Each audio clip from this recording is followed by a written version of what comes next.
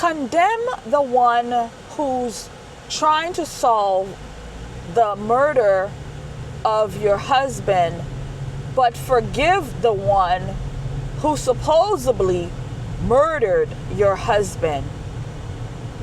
This is what I want to talk about today.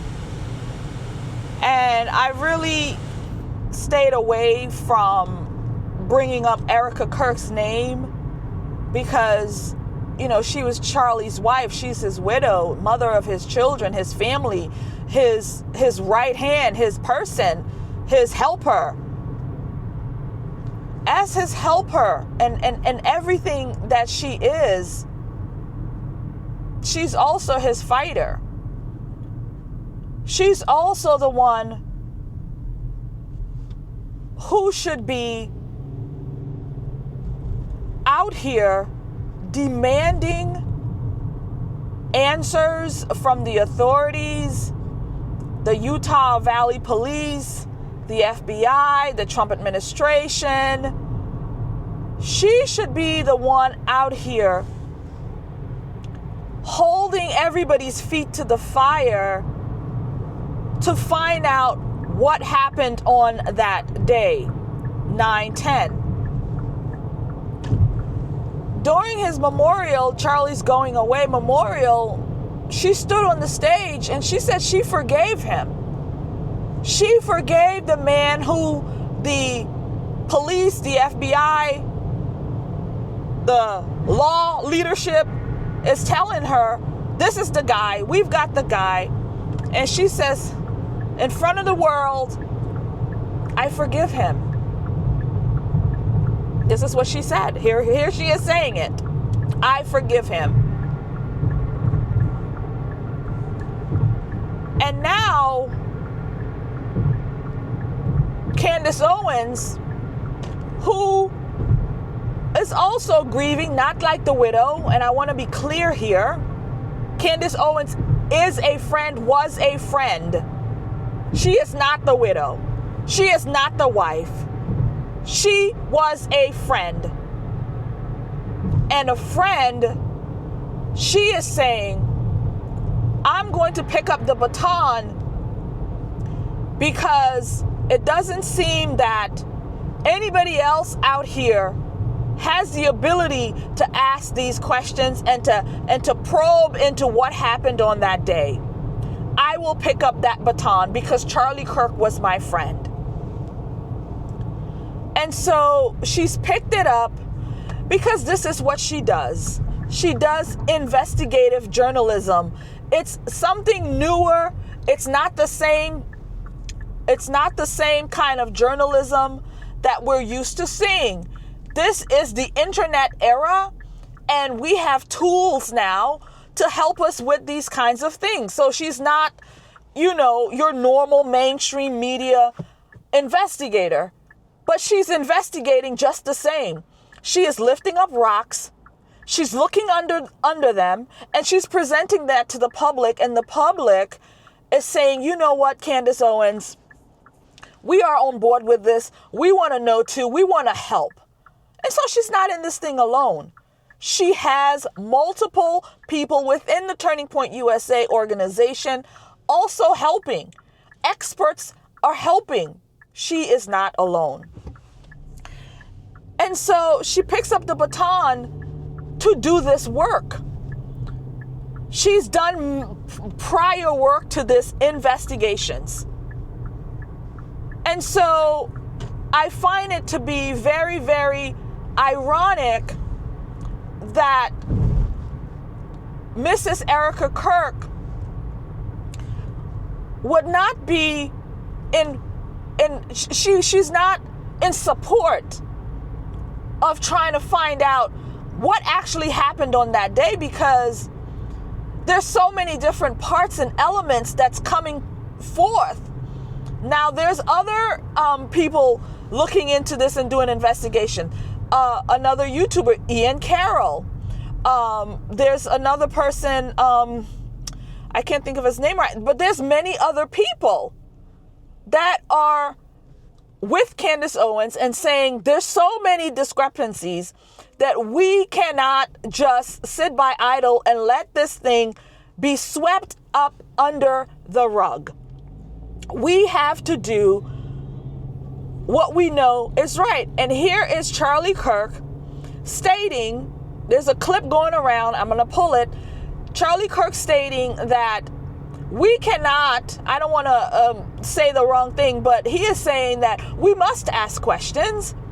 We cannot just believe what they're feeding us. We're not going to just believe it. And he used the COVID as the example.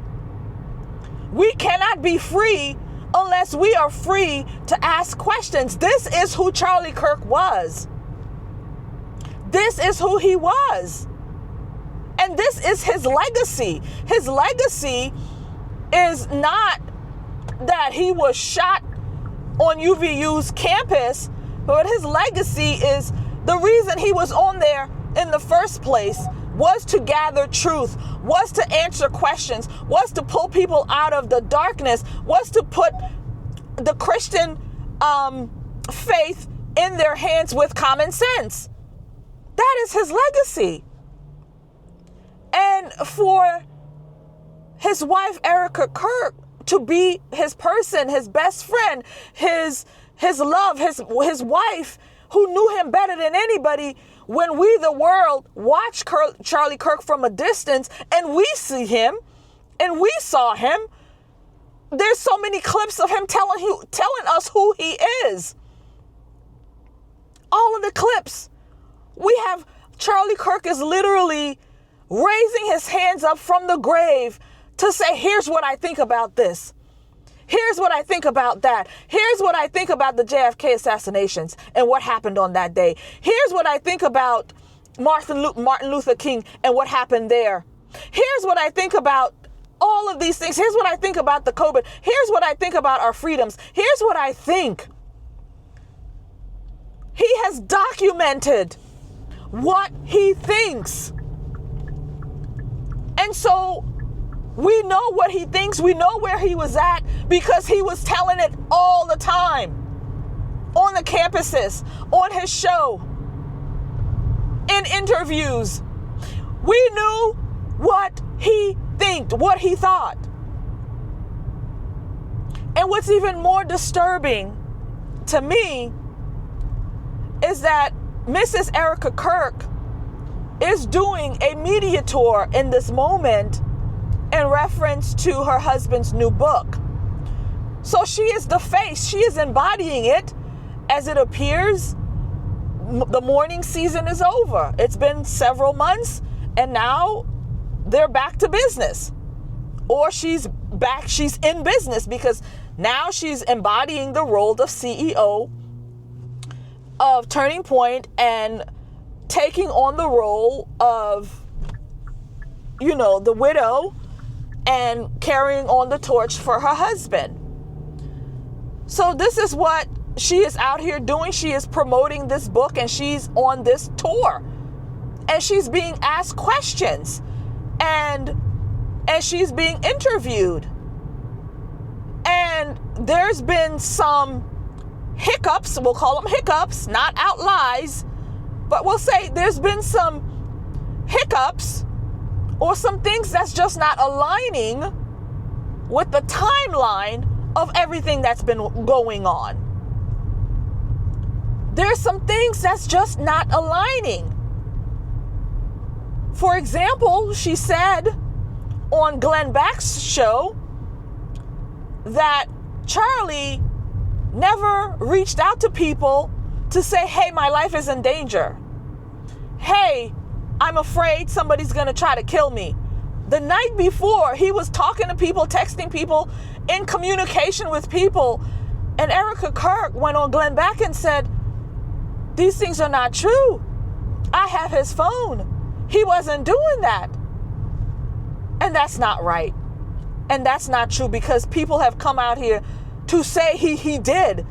He was afraid for his life. He was saying that I'm under the gun, is what he said. They're trying to kill me. And I need prayer. So I just wanted to come on here and say that as the wife, she should be out here screaming at the top of her lungs for answers. And she's not doing that. Nothing against Erika Kirk, not trying to throw her under the bus, just addressing some of the discrepancies that's coming out now that she's out here talking. Because she knows her husband best. She knows where his mindset was. She knows. And if there's a good reason why she's not doing it, because she doesn't want to, ruffle feathers, because she knew and she knows so much, but she has to come out here and play this role of pretending like she doesn't understand, like what these questions are really all about.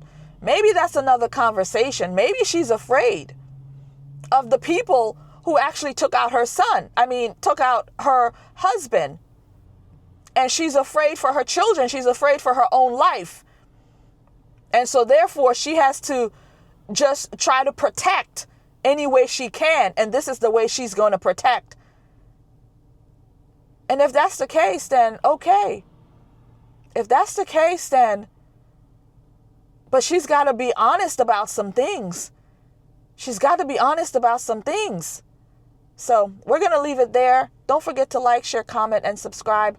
I will make another video and more in depth with this conversation. It was just on my thoughts, and I wanted to take it down while I was on my way to church this morning. Happy Sunday to you all. God bless you and keep you. Don't forget to like, share, comment, and subscribe to the channel and the work that I'm doing here. I love doing this, and I appreciate your support. Don't forget to go to theorlandopatriot.com, buy a mug, buy a t-shirt, support the work of the conservative poet and me, Amania Saluste. And I will see you maybe later. I may pick this up later. Okay? God bless.